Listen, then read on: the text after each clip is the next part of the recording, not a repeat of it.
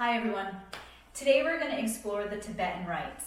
And the Tibetan Rights is, from what I understand and from what I've taken away from it, is the yoga of the monks, or ancient monk yoga.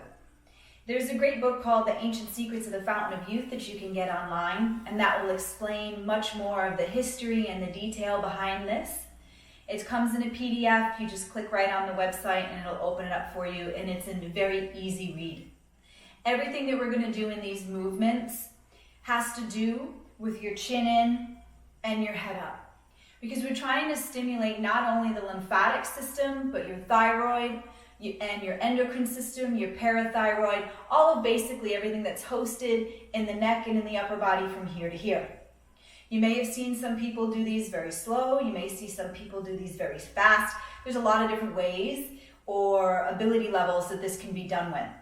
But they're simple, they're easy, and they're powerful movements designed to give mobility in some parts of the body, flexibility in other parts of the body, and they're very complementary movements to everything else that we do in our life. I know for myself, these were the first movements that I used after I had the twins. And when I had the twins, I was about 85 pounds, 85 pounds heavier than what I am right now. And my hips didn't turn. So the first thing I needed to do was to coerce my body and to allow my body simple movements that will build strength, not only on a muscular and skeletal level, but to actually start to get that stimulation in your lymphatic system and to get blood flow and circulation movement. Again, powerful movements. You can take as much or as little of it as you like. I'll show you different variations as it happens. But for the first one is a very simple and basic spin. However, a lot of us are not used to spinning. So dancers usually find this very easy to do. People who ice skate, anybody who spins in those motions. Now, it's very normal for you to get dizzy when you do this, so I'll talk you through it. Go very slow in the beginning and then add over time. If you were to do these movements twice a day with 11 of each one, I can almost promise that body and mind will follow, will shape right up and will follow and move right along with what you're asking it to do. So the first one, like I said, is that basic simple spin.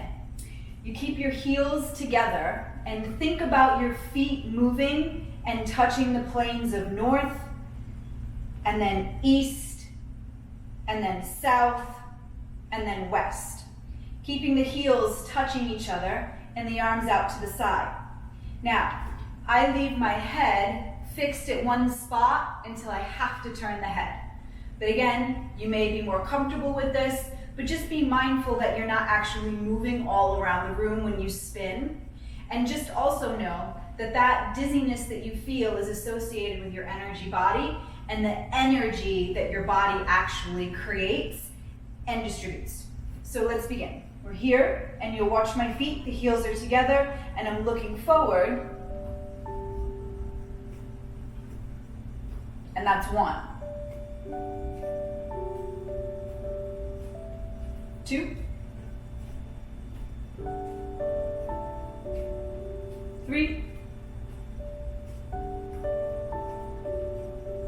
4, 5, 6,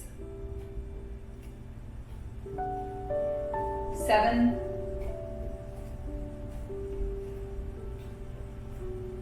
8, 9,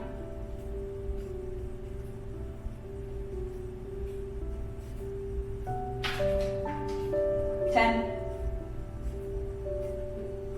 11. And now you simply lay down. Take a savasana in between, and we'll just lay for a moment and allow your center to come back into a grounded place.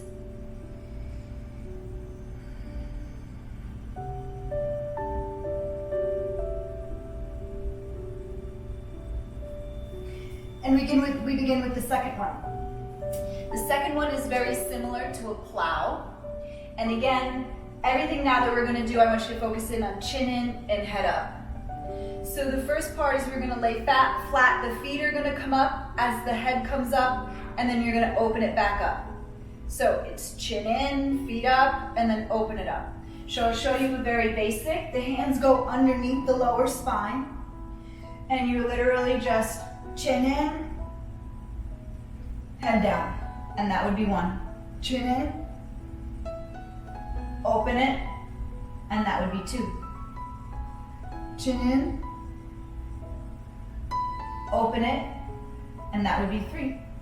Now, if you know you have a little bit more range of motion and you're looking to add to this, then we're gonna make it a full plow. Where you go chin in, bring the feet up and over the head, and touch the knees to the forehead. Now keep your knees touching your forehead and slowly let the tailbone go back down to the floor. You're gonna bring your feet to the floor and leave the chin to the chest until the feet start to come down, and then you open it back up. Okay, so again, either way, whether you're going this, open it, or you're coming up and over, forehead to knees, keep them touching, roll tailbone down, and then open it. Okay, so let's start at 5. Here we go. 6.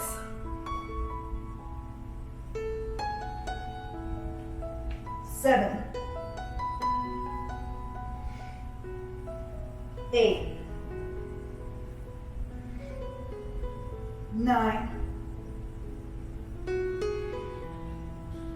10. 11. And then again, lay down in your Savasana. And let your center come back to a grounded state.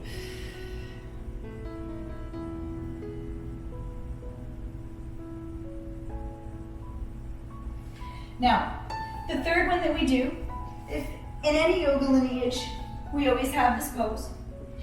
But in the hot yoga lineage, the camel pose is technique and alignment are a little bit different. So for this one, we're gonna ask that you flex your feet so you have support here. And then you're gonna take your hands behind your back and you're gonna grab just right underneath your butt. So it'd be like right where your mid-thigh is. Okay? Now, again, the chin goes to the chest and you're gonna go back like a board. Straight back, like this, okay? Try not to make it pretty like a camel, like a back bend, okay? Hold your lines, and you'll see, I go straight back, then I drop my head back, then I bring it forward. Okay, so that's one. We do it again. Chin in, go back, head back, and come forward. That's normal. So if you fling forward like that, again, you're just feeling your energy body. You'll actually feel it when you do it. The energy propels you and pushes you forward. It's common. Just work through it, and I welcome it. I think it's fun. So let's start from 3. Chin in, go back, head back, forward. That's 4. Chin in, head back, come forward.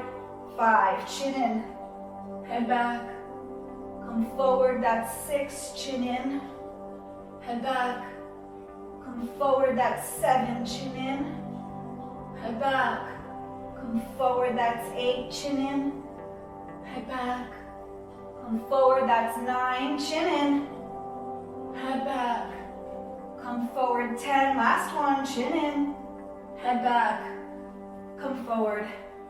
And then turn around and lay down in your Savasana.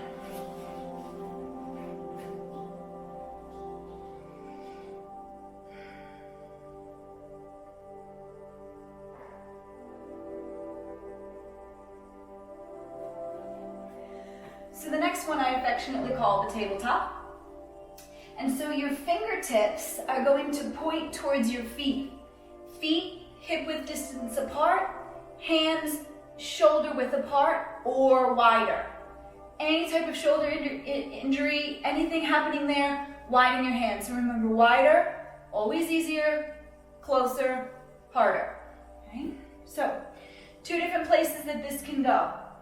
When you start to pull your hips back, you pull them back between your arms and tuck your chin into your chest, like this. Feet come up, you're on your heels, chin in. Then you press the feet down, you pick the hips up, and you drop the head back, and that's why I call it the tabletop. Then you pull the chin in with the toes onto the heels as you come forward. Now, it is very common, and I know this because I had the twins, for you to not be able to pull the butt back between the arms. Okay? And again, common. Just let the butt either drop to the floor or let the butt graze the floor as it's happening. Over time, as you get stronger, as you get a little bit more movement, you'll catch more air. But in the beginning, just allow it to stop or either skip or just stay there. Remember, this is your focal point. Chin in and head up. And if you have any issues in the cervical, it doesn't have to be a big sweeping movement. Don't necessarily look at my range of motion because I've trained to be able to have my head go back like that. So you can do just a little bit, chin in, head up, chin in, head up. And you don't have to drop it all the way back for it to be effective. As you do more of it, you'll naturally get more range of motion, and that's okay too. Okay, so let's start from 4. We'll go chin in, and then head up. 5. Chin in, head up. 6. Chin in, head up. 7. Chin in, head up. 8. Chin in, head up. 9. Chin in, head up. 10. Chin in, head up. 11. And then you just lay down. Take your Savasana, and again, allow yourself to get centered and grounded in between each one. I'm already sweating, and I'm not a big sweater, so these things are great for increasing your body temperature on the inside, and again, most important, especially now more than ever, is getting that lymphatic system to have stimulation. Okay. So the next one I affectionately call an upward and a downward facing dog. Even though, again, technique, it's a little bit different than just a simple up dog, down dog. Okay, so, and the focal point is on the hips. And again, after I had twins, I couldn't make that turn of the hips. So if you can't make the turn, just stop wherever you can't make the turn and pick the chin up. I'll show you. You're in your normal downward facing dog from here. Okay, see this? Now we're gonna come super high up on the toes with the chin in. High on the toes, chin in. I'm almost on ballerina toe point. And then I'll roll forward through a plank to find that upward dog. But I didn't flatten my feet like an upward dog. I stayed on my toes. Now I'm gonna press back, chin in, heels down. Come up, high up on the toes, roll forward, head up. That's 2. Chin in, heels down. 3, come forward, press back. And then you go, 5. 6.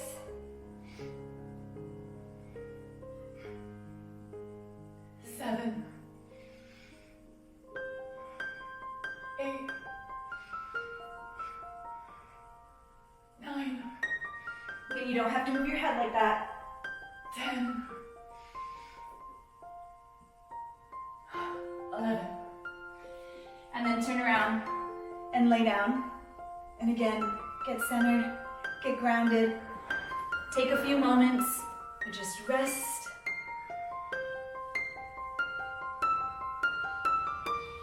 Take a big inhale. Suspend or just lightly hold the breath at the top.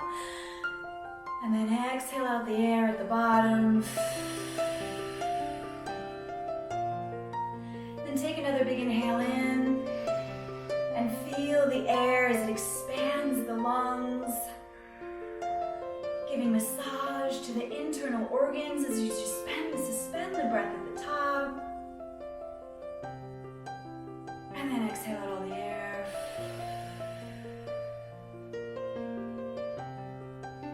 Bend your knees, make your feet flat. And scoot your hips to the right and bring the knees to the left. We'll do a gentle spine twist. Arms out, palms down. And look over the left shoulder. Switch it, go to the other side.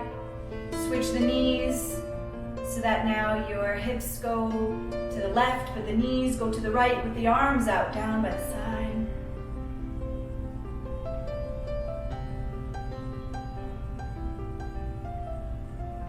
And then back down into your Savasana. Take the hands in prayer, separate the thumbs, bring the thumbs to the third eye. We say, I intuit the truth. Thumbs to the mouth, we say, I speak the truth. Thumbs to the heart, I know the truth. Back up to the head, Shanti. To the mouth, Shanti. To the heart, Shanti. Peace, peace, peace, peace and love to all beings. Remember 2 times a day, if you can. 11 repetitions of each one. Watch it shift your body and your mind. Thanks so much for watching our video today. Remember, subscribe below, share our videos, comment below, give us your feedback. We want to hear from you. Peace and love, everybody. Have a great day. Namaste.